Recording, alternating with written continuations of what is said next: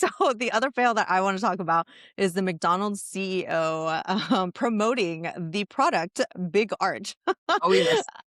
Yes. So McDonald's CEO Kempczinski posted a video where he's tasting the new Big Arch burger, and it went viral not because it was good, but because he calls the burger the product. He takes the tiniest bite imaginable, and it looks like he didn't actually want to take a bite. And that could have been just he's uncomfortable eating in front of the camera. But instead, it came across as like he doesn't want to eat the burger that he's trying to get us to eat, you You know? don't even see him swallow it. There's a I know. cut. Okay. And then he looks visibly uncomfortable and he says, I don't even know how to attack it, which just made it seem as if you don't eat your own product. You don't eat McDonald's and you're trying to promote it by doing this like video.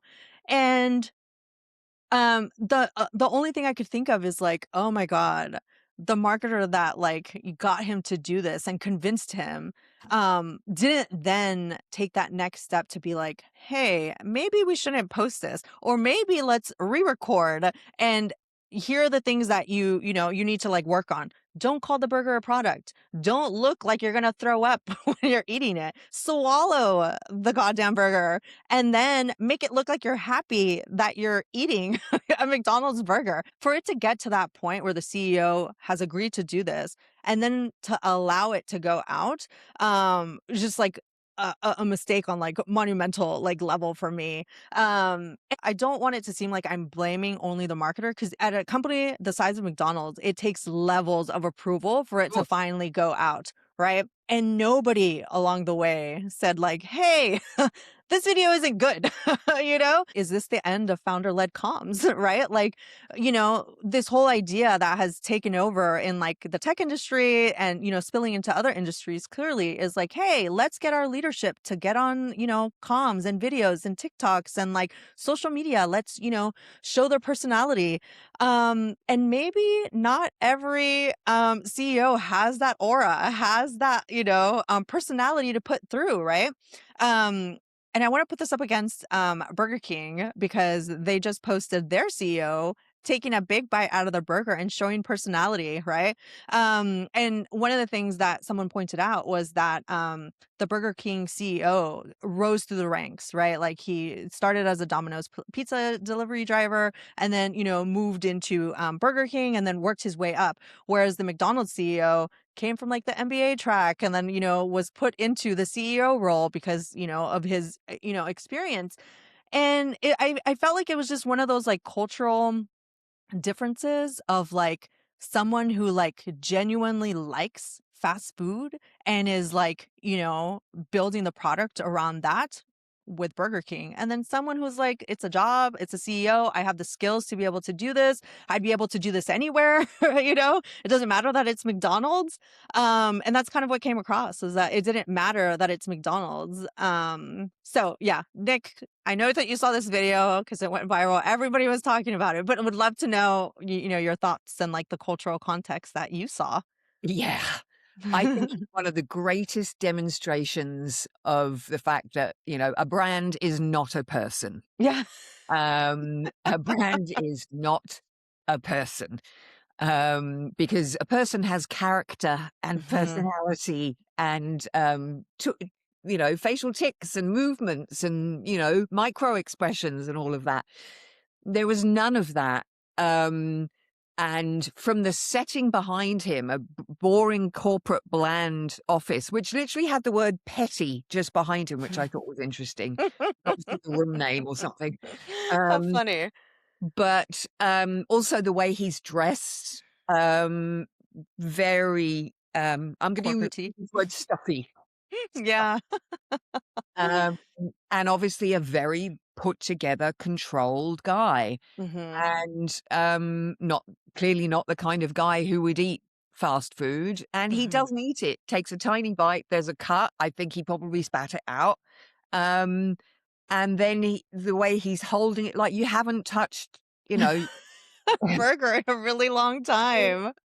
And it just shows that, the fallacy of building a brand that's like, we're a brand for everybody, and it's about the people and cheap food, and yet the CEO, like, it might as well have been shot in an ivory tower, you know? Mhm. Um, it brought a smile to my face because the whole, calling it product, the fact that nothing else on that tray is touched either. Mhm. No fries, he doesn't take a sip of the drink, so really, how is it part of your lunch? Um, and that, for a little bit of McDonald's cultural history, that video was 45 seconds, and he struggled to describe the product, the burger, nibbled around the edges of it. Whereas from the 1970s to the 1990s, one of the most successful marketing campaigns that McDonald's ever did to drive traffic into store was they had a 5 to 7 second challenge where if you went in and said, "To all beef patties, special sauce, lettuce, cheese, pickles, onions, all on a sesame seed bun," you'd get a Big Mac for free. Now they revived that in 2024 in Australia, and apparently it did really well. But you think about it, is you asked your customers, McDonald's, to recite the precise ingredients in a Big Mac for 20 years, and it was incredibly successful for you. Fast forward to 2026, and your CEO can't even describe the burger in 45 seconds, let alone eat it.